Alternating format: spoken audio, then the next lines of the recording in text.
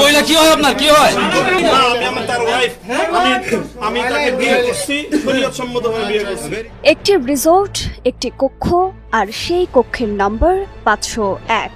বাংলাদেশের রাজনীতির অন্যতম আলোচিত ঘটনা, যা নিয়ে বছরের পর বছর ধরে চলছে বিতর্ক, প্রশ্ন আর রহস্য।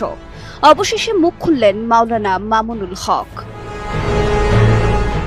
2021 সালের 3 এপ্রিল নারায়ণগঞ্জের রয়্যাল রিসোর্টের 501 নম্বর কক্ষে অবস্থান করছিলেন মামুনুল হক। তার দাবি, সঙ্গে ছিলেন তার স্ত্রী জান্নাতারা, কিন্তু হঠাৎই পরিস্থিতি বদলে যায়। নিজের ফেসবুক প্রোফাইলে দেয়া এক পোস্টে তিনি জানান, পুরো রিসোর্ট ঘিরে ফেলে পুলিশ। এরপর স্থানীয় রাজনৈতিক কর্মী, সাংবাদিক এবং আরও অনেক মানুষ সেখানে উপস্থিত হন। দরজা খোলার পর শুরু হয় লাইভ সম্প্রচার, চলে জিজ্ঞাসাবাদ, আর মুহূর্তের মধ্যেই দেশ জুড়ে ছড়িয়ে পড়ে 501 নম্বর কক্ষের ঘটনা। কিন্তু আসল প্রশ্ন, জান্নাতারা কে ছিলেন? মামুনুল হকের দাবি, তিনি ছিলেন তার বৈধ স্ত্রী।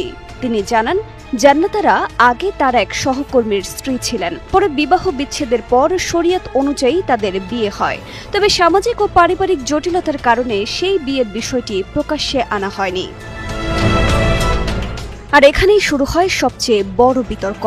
সমালোচকদের প্রশ্ন ছিল, যদি তিনি বৈধ স্ত্রী হন, তাহলে অন্য পরিচয় কেন ব্যবহার করা হয়েছিল? কেন প্রথমে ভিন্ন তথ্য দেওয়া হয়েছিল? এই প্রশ্নেরও ব্যাখ্যা দিয়েছেন মামুনুল হক। তার দাবি, পরিচয়পত্রে থাকা তথ্য ও পারিবারিক পরিস্থিতির কারণেই সেই সিদ্ধান্ত নেওয়া হয়েছিল। শুধু তাই নয়, তিনি আরও অভিযোগ করেছেন যে পুরো ঘটনাটি ছিল তাকে রাজনৈতিকভাবে ধ্বংস করার একটি পরিকল্পনা। তার ভাষায়, 501 ছিল একটি ব্যর্থ রাজনৈতিক প্রজেক্ট। আরও বিস্ফোরক অভিযোগ করে তিনি বলেন, গোয়েন্দা সংস্থার পক্ষ থেকে তাকে বিভিন্ন প্রস্তাব দেওয়া হয়েছিল, যা তিনি প্রত্যাখ্যান করেছিলেন।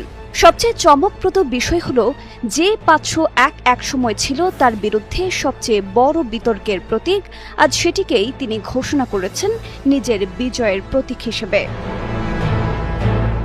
কিন্তু প্রশ্ন থেকে যায়, সত্যি কি 501 নম্বর কক্ষ ছিল একটি রাজনৈতিক ষড়যন্ত্রের অংশ, নাকি সেই দিনের ঘটনাগুলো এখনো পুরোপুরি অজানা?